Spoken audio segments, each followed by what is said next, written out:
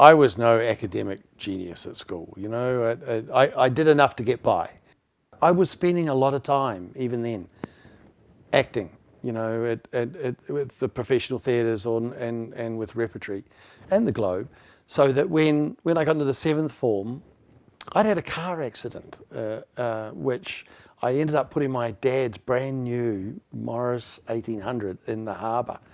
And I lost my eye, came down to here. I've got 18 stitches right across my eye and eyelid.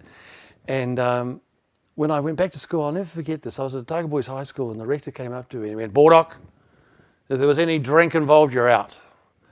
And I went, "I've been at this school for 6 years, you know. You don't ask me how I am or how was it. You just go, there's drink involved, you're out."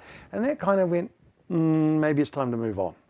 And that became a kind of a benchmark for things that happen in my life. You make your own decision, you make your own move, and then you've got a control of your own life. So that's been the point that I made the decision to leave school before the end of the 7th form, and was lucky enough to get into television. I've been working in the editing department for 5 years. Brian Lenane, he gave me opportunities to direct, and that was when I could really start to use the experience that I learned from an editing perspective. And Des Monaghan called me up to his office. He was head of programming and production at the time, and he said, "Well, we don't know how you got here, Baldock, but we're going to put you into current affairs, and you've got 3 months. You can sink or swim." That's where I learnt studio direction. And the studio direction was a fantastic opportunity, because that's what television's really about. You know, when current affairs, it's the last bastion of live television, and it's happening in front of you. And you know, the Muldoon interview, which just exploded and happened in front of us. Simon Walker had Muldoon in for the famous submarine Muldoon interview. And I'm directing it that night, and Simon starts getting into the heavy stuff against Muldoon about, you know, answer the question, please. And I'm going, "You can't say that. He's the Prime Minister, you know." And this is my good kind of Anglican upbringing in Dunedin. I go, if you're told something by authority, then you believe it. You don't suddenly throw it back and say, no, that's not the answer I want. I want the proper answer. And it was about those questions weren't handed to me beforehand, you know. And Simon said, you know, "Look, sorry, Prime Minister, but this is a current affairs interview, you know, and I have the right to ask you questions out of your answers." And of course, Muldoon also played on the fact that Simon was always so young looking, you know, and what's this little upstart trying to talk to me in this way? And also he would turn to the camera, you know, and ignore Simon and talk to his audience, you know. So Muldoon was very smart. It's based on his secretary's book. We created the last week of his life.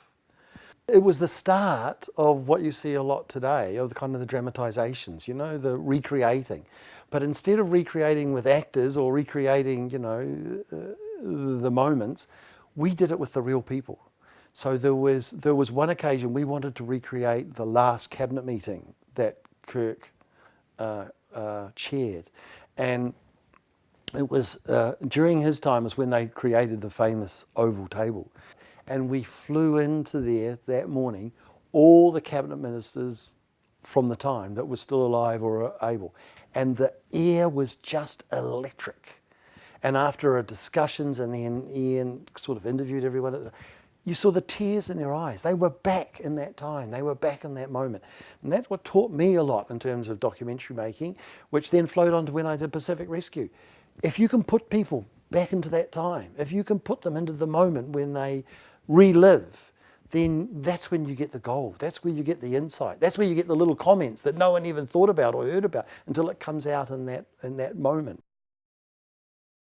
I was making a dramatised documentary on the early New Zealand explorers. It was called At the Risk of Our Lives, and we had shot that as part of TVNZ. And then suddenly the big cost-saving exercise happened. Going back to the story I told about when I experienced at high school, I decided I wasn't going to sit there and wait to be told whether I was going to be made redundant or not. I volunteered to take redundancy. And so I'll never forget coming in the next morning and seeing those that that thought they would never be discarded, being discarded. You know, there's nothing worse than someone telling you they don't want you anymore. But if you say yourself, I'm ready to move on, it's a whole different ballgame. You've got control of your life. And then I stepped out and set up Ninox with my good friend and colleague Philip Temple, who was the writer of At the Risk of Our Lives. And the whole basis of Ninox was to complete the series. I had a deficit at Avalon, $400,000 they had invested in.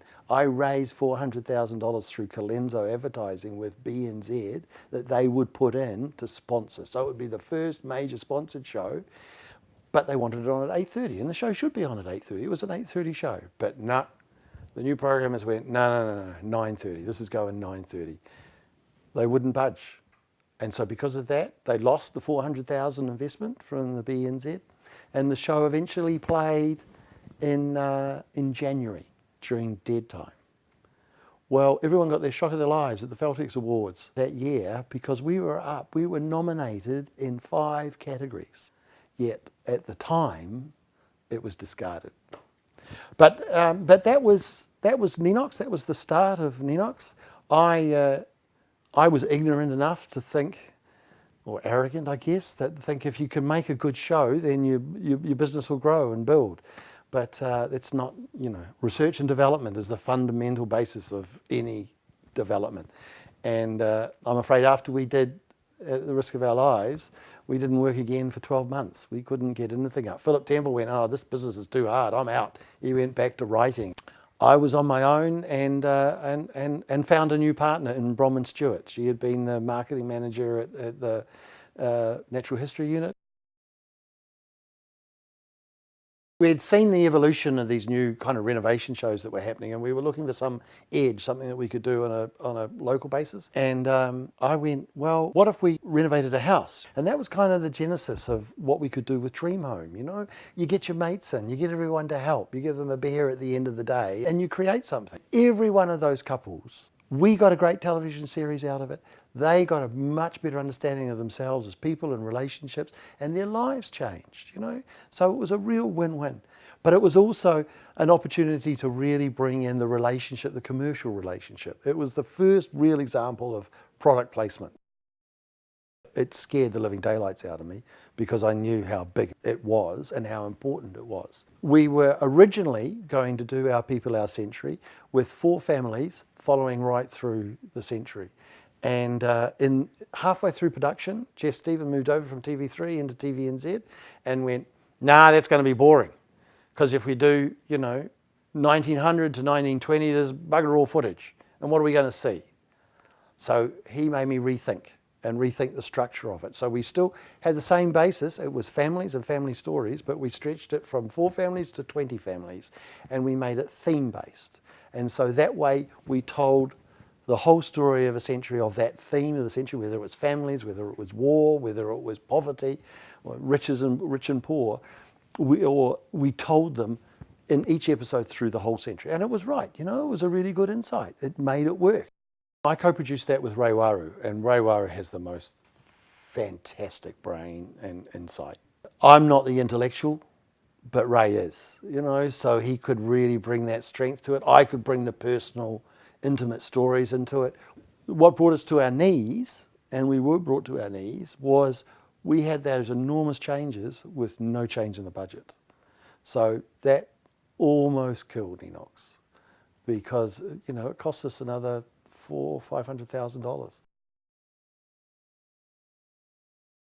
We were very, very clear about our rules, and we are documentary makers.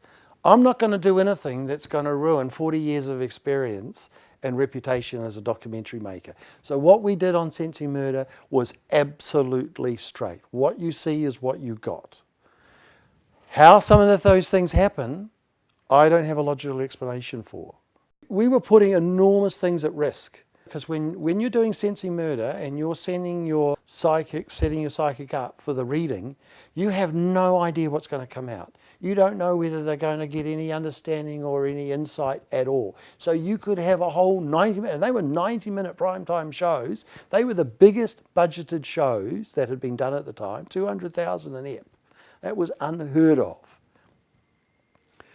To have it all hang around one reading, one morning with a psychic, not knowing whether you're going to get any information or not, I was somewhat stressed. And the psychics would go through internal hell until something came up, because we're not leading them. And that was the importance we always had. Sinner Smith did all the readings for one person. So if she kind of conned that they were trying to feed stuff out of her, she'd stop it, you know? How much information did they know about the case before they first did their reading? Absolutely nothing. They had no idea what they were doing or where they were going. Everything that we said on that show, we played it straight. That was the strength of the show, you know? If I started fiddling with it, if I started feeding stuff in, where would I stop? And what would be the right stuff and what would be the wrong stuff? You can't afford to take that risk.